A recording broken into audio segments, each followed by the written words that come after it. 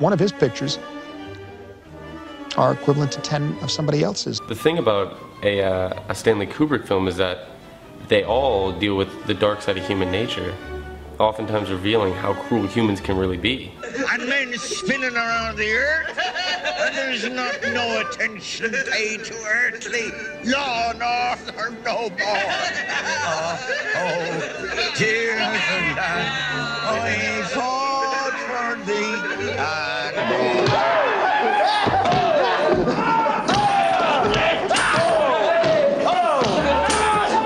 To emphasize the dismal aspect of human nature, Kubrick uses forms of black humor like in Dr. Strangelove. You filthy bully, you filthy, you so you guys not tasting karate before, eh? You wore my thing for it. Gentlemen, you can't fight in here. This is the war room. What is going on here? I demand an explanation. This clumsy fool tried to plant that ridiculous camera on me. Yeah, you bet your sweets, Mr. Commie. Look at this, Mr. President. This lousy commie rat was taking pictures with this thing of the big board. Stanley often uses music to contrast against on-screen images and leave an ironic impression on the audience. We play fair and we work hard and we're in harmony. M-I-C-K-E-Y M-O-U-S-E Mickey Mouse, Mickey Mouse, Mickey Mouse, Mickey Mouse. Forever let us hold our banner high, high, high, high. After losing their friends in this fierce skirmish, these war-hardened Marines are singing the theme to the Mickey Mouse Club. And that's just one of the many juxtapositions that Kubrick sets up.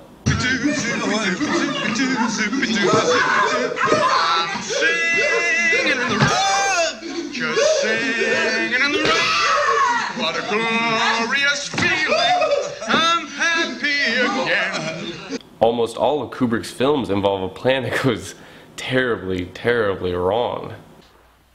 Well, what do you think? I'm not sure. What do you think? I've got a bad feeling about him. You do? Yeah, definitely. Don't you? I don't know. I think so. Stop it, please, I beg you! It's a sin! It's a sin! Most of his characters are these emotionally detached individuals, and Kubrick's signature shot actually captures them at the peak of their overwrought meltdown. This shot is so often called the glare, which is illustrated by a close-up shot of the actor with his head tilted slightly down but with his eyes looking up, usually directly into the camera.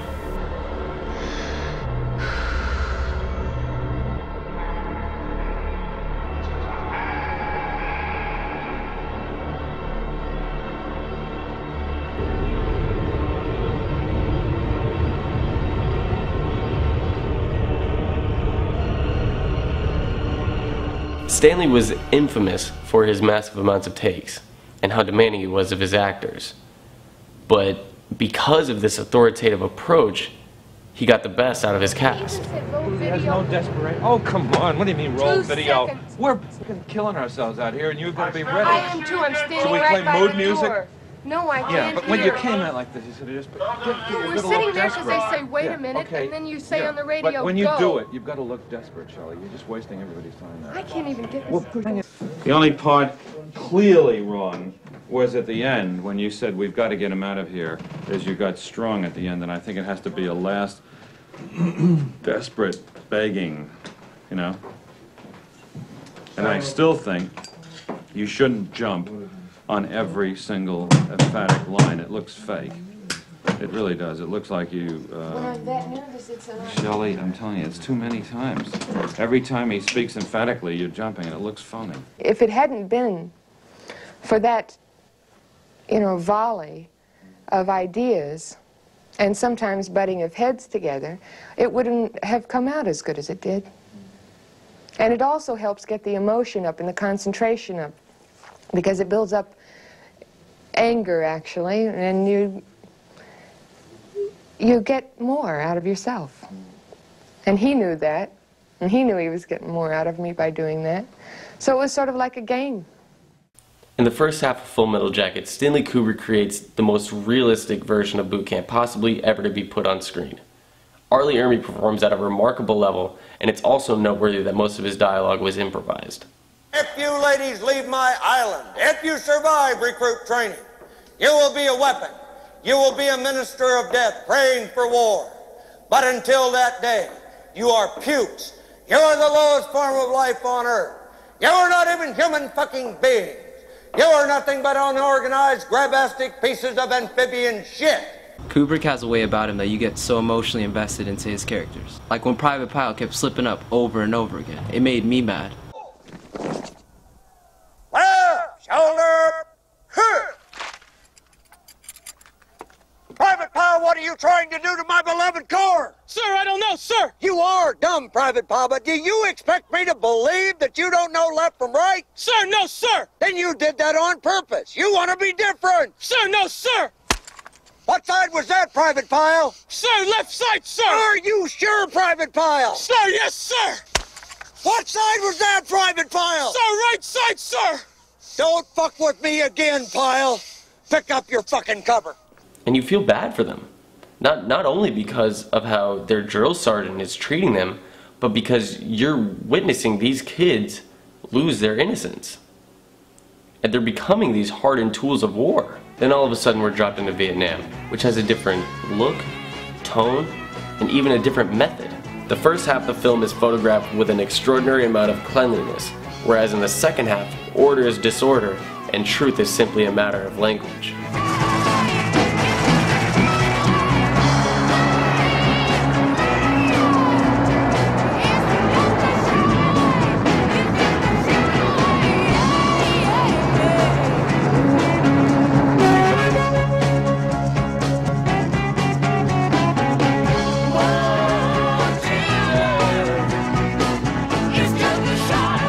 Personally, I couldn't get over the fact of like how real it felt, like when the soldiers moved into the city and they were under fire.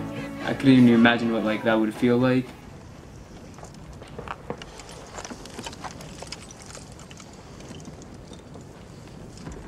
Donna, give me that radio. Murphy, this is Cowboy, over.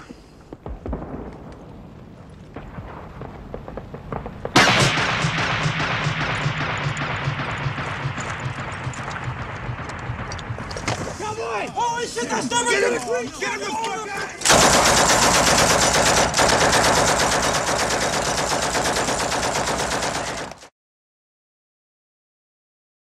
A Clockwork Orange opens with that memorable tracking shot in the Corova milk bar as it's slowly backing away. And then all you hear is Malcolm McDowell's voice narrating the first lines of the film. There was me, that is Alex, and my 3 droogs. Hands down one of the greatest and most evil characters of all time. Alex is this vicious London native who gains pleasure through ultra-violence and sex. The film is about the rise and fall of Alex in a world that is only slightly less corrupt than he is. Parents, policemen, doctors, and politicians are all evil, deceitful, or feeble-minded. However, each moment of appalling horror is wrapped in beauty through Kubrick's camera eye, or by the music he selected. Some argue that by depicting horror with such elegance, Kubrick is creating a very bewildering but satirical comedy, or even a summary of where the world is at.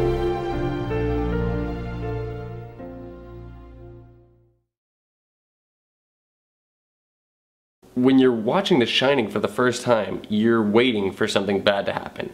It's like you know the Titanic is going to sink, it's just a matter of when. You see Jack Nicholson in the first half of the movie. You know he's losing it, you're just waiting for him to snap. My favorite scene is when Wendy finds out what Jack has been up to with his novel this entire time.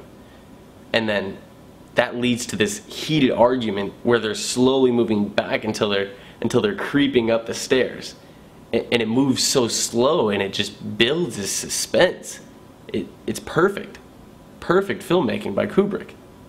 ever thought about my responsibilities? Oh, Dick, what are you talking about? Have you ever had a single moment's thought about my responsibilities? Have you ever thought for a single solitary moment about my responsibilities to my employers?